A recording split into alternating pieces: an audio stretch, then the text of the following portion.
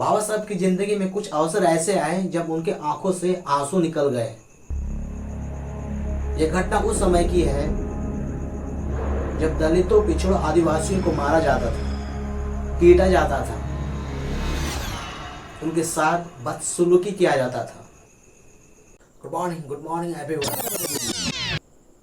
एक बार बाबा साहब को दलितों को सभा को संबोधित करने के लिए जाना था और ये जो सभा थी गांव के बाहर खुले मैदान में होने वाली थी। जब लोगों ने सुना कि बाबा साहब आने वाले हैं तो बड़ी भारी संख्या में लोग जमा होने लगे। जब बाबा साहब संबोधित करने के लिए सभा पहुंचे तो उन्होंने देखा लोग भारी संख्या में नंगे पांव बैठे हुए हैं। किसी ने भी, इवन सिंगल पर्सन ने भी चप्पल नहीं पहना है। बाबा साहब से यह रहा ना गया। उन्होंने भीड़ से पूछा कि आप लोगों ने चप्पल क्यों नहीं पहना। तब उनमें से एक इंसान उठता है जो बुजुर्ग था। वो कहता है, बाबा साहब हमें चप्पल पहनने का अधिकार नहीं है।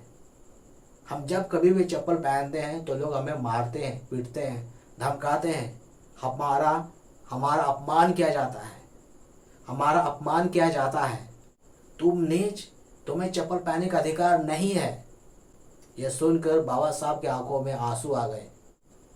बाबा साहब ने देखा बड़े तो बड़े, छोटे बच्चे भी भरी धूप में नंगे पांव बैठे हुए हैं। बाबा साहब ने दृढ़ स्वर में कहा, एक इंसान होने के नाते हर इंसान को चप्पल पहनने का अधिकार है, शिक्षा पाने का अधिकार है और स्वतंत्र रूप से जिंदगी जीने का अधिकार है।